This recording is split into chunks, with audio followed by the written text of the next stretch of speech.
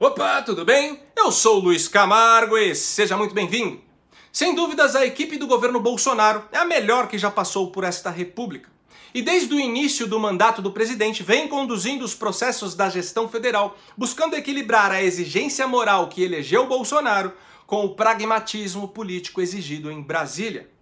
E assim temos, pela primeira vez na história desse país, um governo que já está no seu segundo ano sem apresentar um único escândalo de corrupção e que, ao contrário disso, vem colecionando incontestáveis resultados positivos.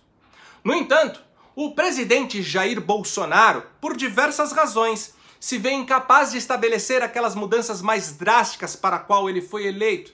Isto porque a cada dia que passa, o governo vem sendo mitigado pelos demais poderes, em especial o poder legislativo, chegando ao ponto de sentir-se refém dos presidentes da Câmara, do Senado e até da Suprema Corte.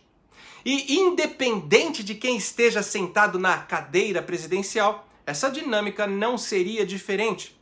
E a razão para isso está na nossa Constituição de 1988, que ao invés de criar um ambiente de convivência eficaz e harmoniosa entre os três poderes, ela os desequilibra, induzindo a um sistema chamado presidencialismo de coalizão, popularmente conhecido como a política do toma lá dá cá, onde em nome da governabilidade, a administração pública e os recursos da União são leiloados entre os partidos políticos, abrindo margem para todo tipo de corrupção. Foi só no mensalão que o brasileiro começou a abrir os olhos para essa espúria dinâmica que mantém o país estagnado. E em 2018, Jair Bolsonaro foi eleito justamente com o propósito de acabar com essa prática. Mas para isso, era necessário fomentar uma base governista dentro do Congresso forte o bastante para fazer valer as medidas saneadoras do caos deixado pelas gestões anteriores, assim como os projetos vindos do Executivo, sem que o governo federal precisasse aí se dobrar às velhas práticas. Todavia, Bolsonaro, apesar de ter montado um verdadeiro Dream Team ministerial, não obteve êxito em conduzir e manter unida uma equipe de apoio parlamentar que lhe desse respaldo e cobertura para essa difícil tarefa. E óbvio que a culpa não é só dele. Nós elegemos todo tipo de traidores e oportunistas que nas eleições se ancoraram no candidato conservador, que representava aí a mudança almejada pelo povo, mas que depois de eleitos se venderam em nome dos seus interesses particulares de poder. Em face disso, o governo federal foi aos poucos perdendo a capacidade de manobrar dentro do ambiente legislativo, obrigando o presidente a fazer certas concessões ao sancionar leis, indicar cargos e bajular alguns figurões decrépitos dos outros poderes para conseguir manter um mínimo de governabilidade. Nessas condições, o Legislativo, através do poder que lhe confere a Constituição, desidratou a reforma da Previdência, descaracterizou completamente o pacote anticrime do Sérgio Moro e agora pretende abocanhar inéditos 30 bilhões de reais do orçamento da União para usar e empregar ao seu bel prazer, enquanto deixa o presidente e seus ministros de mãos atadas. Por isso, a importância da sua participação nas manifestações marcadas para o dia 15 de março. Hoje, o Nando Moura fez um vídeo completamente deturpado, dando a entender que essa situação toda foi costurada pelo próprio governo, visto que Jair Bolsonaro e o Eduardo Bolsonaro foram favoráveis a essa PEC do orçamento impositivo, que deixa o governo refém sem uma moeda de troca para negociar seus projetos com o Congresso. E agora nós que vamos ter que sair às ruas a favor do governo, para reverter algo que esse mesmo governo fomentou. Como podemos ver nesse vídeo que o Nando fez questão de hoje mostrar de forma completamente descontextualizada. Vários parlamentares falaram, só queria deixar aqui a nossa posição favorável à PEC, parabenizar a Vossa Excelência pela presidência, que realmente é uma pauta que quando o Jair Bolsonaro era deputado federal, ele e eu somos favoráveis. que vai trazer independência para esse plenário, independência para os colegas deputados federais. Então, de maneira nenhuma se trata de uma reforma do governo. Trata-se, sim, de uma relação harmônica entre os poderes. Então, parabéns, e o PSL vai votar a favor da matéria. E esse é o problema destes que agora estão sendo chamados de nova esquerda. Não que eles apoiem o PT ou que de repente viraram comunistas e estão lendo os livros da Marilena Chaui. Inclusive eu até acho que o Nando, por exemplo, continua defendendo pautas conservadoras. O problema é que essa turma, para atacar e enfraquecer o governo, por razões que ainda permanecem obscuras, se utiliza das mesmas técnicas sujas que a esquerda sempre utilizou. Ou seja, manipulam certos fatos para construir uma narrativa distorcida da realidade. Só que por isto, vindo de pessoas que outrora apoiavam o Bolsonaro, esse objetivo acaba sendo alcançado com muito mais eficácia que quando orquestrado pela esquerda propriamente. Vamos lá. A PEC do orçamento impositivo recebeu apoio do Eduardo Bolsonaro, assim como do presidente, pois ela vinha de encontro com a proposta de campanha do Bolsonaro de acabar com o toma lá dá cá dentro do Congresso. A princípio, a PEC desmantelaria o nefasto presidencialismo de coalizão, concedendo mais independência para o legislativo e também para o executivo. Como falei em vídeo anterior, hoje temos um presidente conservador que poderia negociar com o Congresso através de emendas orçamentárias todos os seus projetos, que atendem os anseios da esmagadora maioria dos brasileiros que o elegeu. Mas amanhã podemos ter um presidente de esquerda comprando o Congresso para aprovar medidas totalmente deletérias.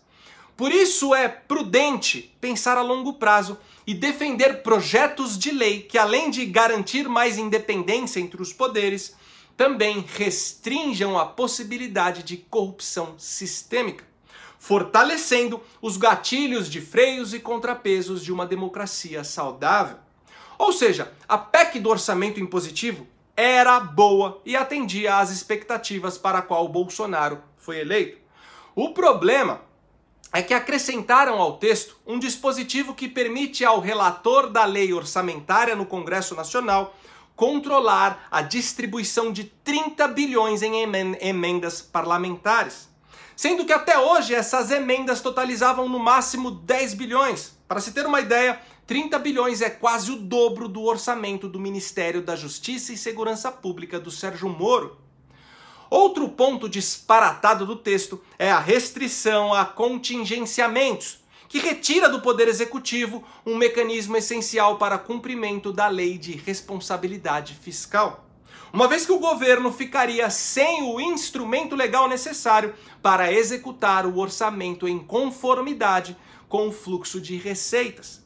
E o não cumprimento da Lei de Responsabilidade Fiscal implica em crime de responsabilidade por parte do presidente da República, o que acarretaria em um processo de impeachment.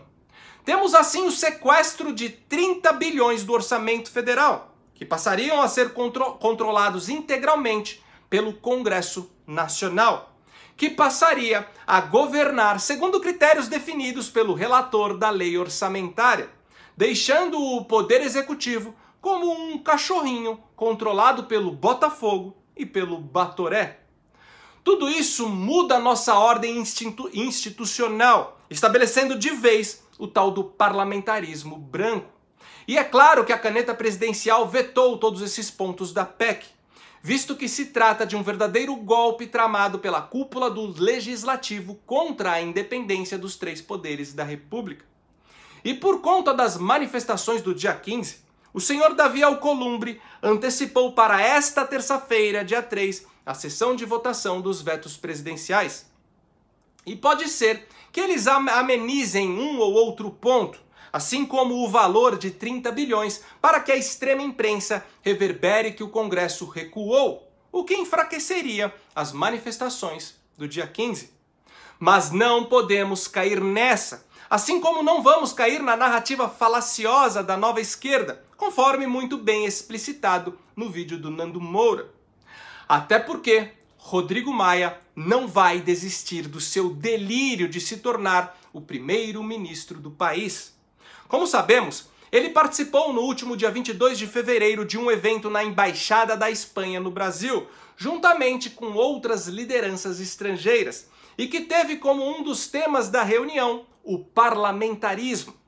Obviamente que uma discussão sobre parlamentarismo, assim como outras formas de sistema de governo, não representa em si algum tipo de crime.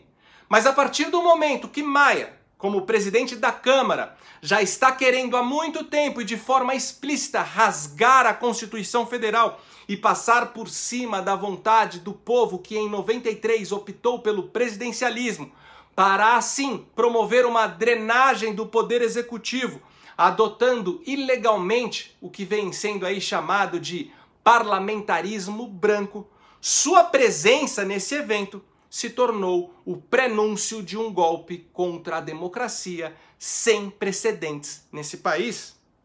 Bom, mas a grande verdade é que a extrema imprensa e todo o estamento político estão tentando mudar o sentido das manifestações do dia 15 para que estas sejam vistas como atos extremistas e antidemocráticos.